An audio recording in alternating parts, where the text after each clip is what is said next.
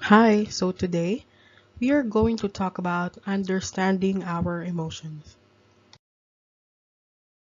To start, I would like to ask you, how do you feel today?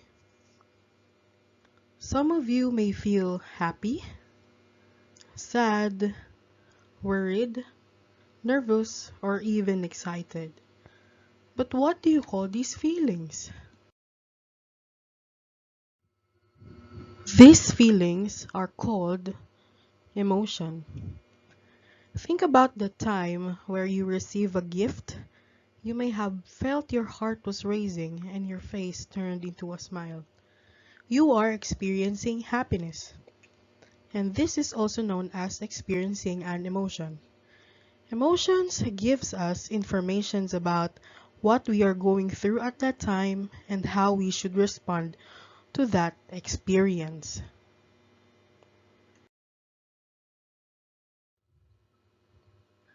Our emotions can be divided into four zones. Blue, or low energy and motivation to participate. Green, or attentive and feeling positive overall. Yellow, or uncomfortable and needs to focus. And red, full of negative emotions and may react harshly. Here are examples of emotions per zone. Under blue zone, we have sad, tired, sick, bored, and feeling slow. Under green zone, we have calm, happy, I'm focused, feeling okay, and in control. Under yellow zone, we have excited, anxious, nervous, frustrated, and confused. And lastly, under red zone, we have angry, scared, panic, I want to yell, and I'm not in control. Now, can you identify what zone are you in? If you have, good job. You already know what emotion is. We always try to stay or go back to the green zone and avoid the red zone. It is okay to feel different emotions. It is okay if sometimes we feel like we are under different zones of emotions. Like what everyone would say, it is okay not to be okay. And we just have to let it out. But some of us may find it hard to let our emotions out. And some of us are not aware that they are keeping their emotions to themselves. So here is a short video about finding out if we are bottling our emotions inside. Have you ever put dry ice in a bottle? As the CO2 turns into gas, the bottle gradually expands with pressure until, with a sudden pop, the bottle explodes. And bottling dry ice is exactly like bottling up your emotions. There's a time limit before the metaphorical bottle explodes. And it can be hard to release the pressure. The first step in properly processing your emotions is to recognize that you're closing yourself off from them. So, here are 6 signs you're bottling up your emotions. 1. You rarely yell or cry, but you can erupt over small issues. Let's say your partner drops a cup and breaks it while washing the dishes, and you suddenly feel your blood boiling with this overwhelming anger. Your outburst over this relatively minor issue can be a sign of deeper, more suppressed troubles in your relationship or personal life. In a study by the University of Texas, researchers had one group of subjects watch horrifyingly disgusting film scenes while suppressing any reaction or emotion they felt. Afterwards, the first group was significantly more aggressive than the second group of subjects who were allowed to express themselves. The study, published in Social Psychological and Personality Science, shows how bottling up your emotions can actually make them more powerful. 2. You distract yourself whenever you start to feel uneasy. Do you find yourself mindlessly scrolling through Instagram or guilty binge watching hours of The Good Place? A telltale sign of suppressing your emotions is avoidance. You engage in self-destructive behaviors like drinking or smoking. You try to escape by watching TV, playing video games, or even oversleeping in order to avoid thinking about how you feel. 3. You feel like you're a different person around others than you are by yourself. Bottling up your emotions can create a divide between who you think you are and how others see you. You might feel exhausted, anxious, or jaded in private, but your friends may see you as confident and calm. In fact, you may even be the clown of your friend group. If you avoid expressing yourself, you may feel like you have two separate faces and that no one truly knows you. Perhaps you're not sure yourself who you are. As activist Bryant McGill states, to know yourself is to love yourself and to welcome and love all the emotions that come with you. 4. You often feel uncomfortable around highly emotional people. If you suppress yourself, you might think that crying or screaming is embarrassing or bad, but more subtly, you'll just feel uncomfortable around highly emotional people who visibly express their emotions. You might struggle with how to react or how to offer comfort to them in their time of distress, especially if emotions hold a sort of stigma and pain for you personally. 5. You experience life from a third-person perspective.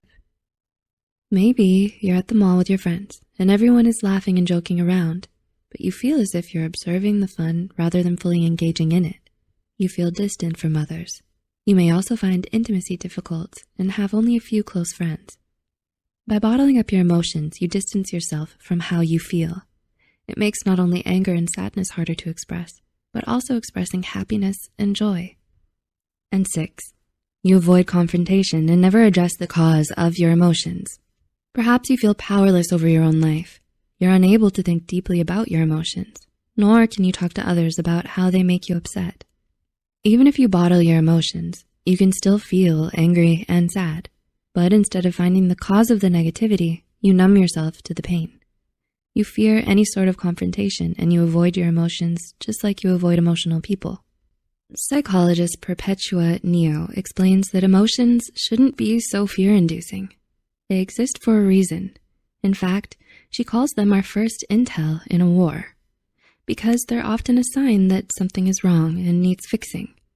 You can learn to let in your emotions and use them to identify changes that need to be made in your life. So, did you recognize any of these signs in yourself and how you connect with others? If you enjoyed watching this video, give us a thumbs up and share it with someone who might find it helpful.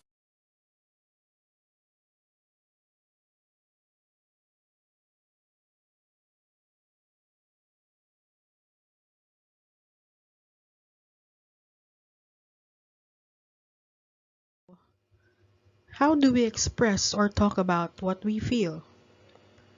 No matter how you feel, good or bad, it helps to put your feelings into words. Talking about what you feel can help us be close to the people who care, and it can also make us feel better. Now, how do we talk about our feelings? Number 1, know your feelings. Think of a name for how you feel. Let's say nervous, sad, angry, scared, happy, or surprised. Then think of why you feel that way. Let's say you watched something scary or you have a test tomorrow. And then put them to words. Say to yourself, I feel nervous because we have an exam tomorrow. Then, if you don't know why you feel that certain way, it's okay. You can still talk about it like, I feel upset, but I don't know why.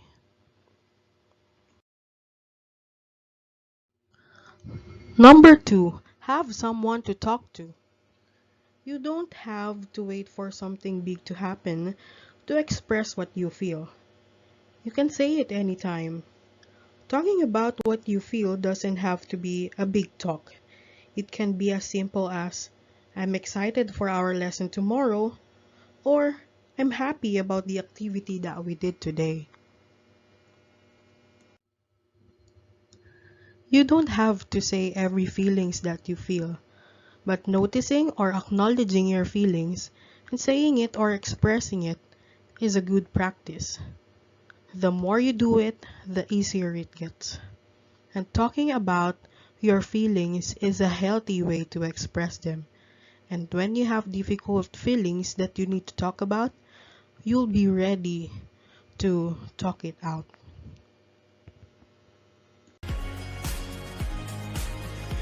Always remember to be kind to yourself, speak yourself, love yourself, and all else shall follow. And if you want someone to talk to, or if you want someone to listen to you, we are always here for you. You can email us at, for grade school, Loreno_Sheila@technokids.edu.ph, and for high school, Lazaro_Jamie@technokids.edu.ph. And for requesting of documents, you can email us at mcs.oss88@gmail.com. That's all for today. Thank you for listening.